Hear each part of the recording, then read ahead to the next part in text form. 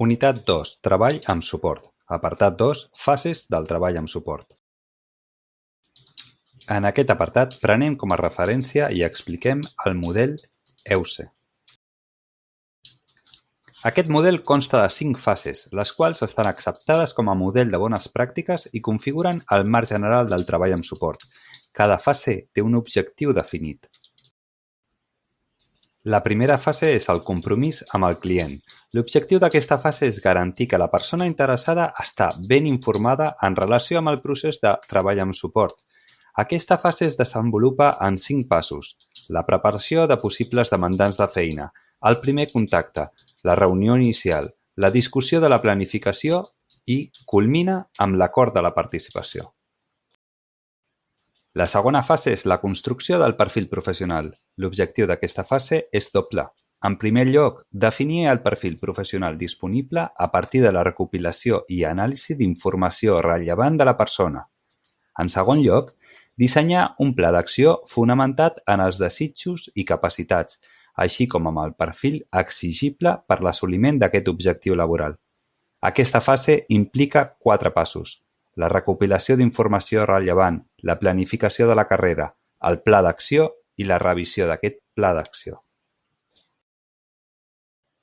La tercera fase és la recerca de feina. L'objectiu d'aquesta fase és aconseguir ofertes de feina al mercat laboral ordinari.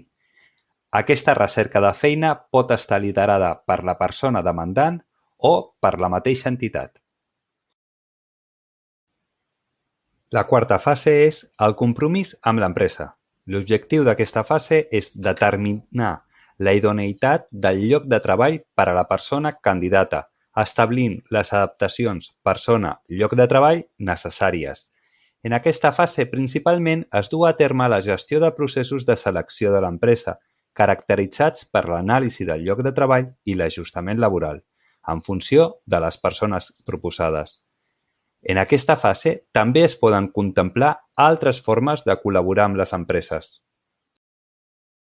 La cinquena fase és el suport dins i fora de l'empresa.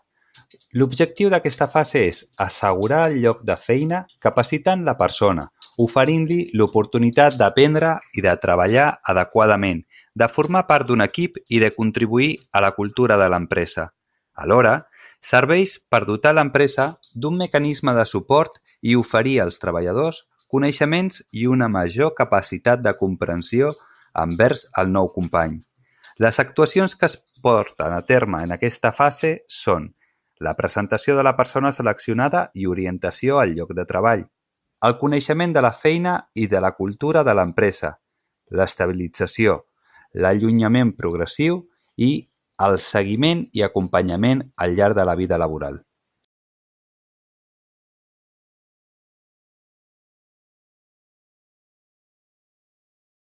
Created using Powtoon.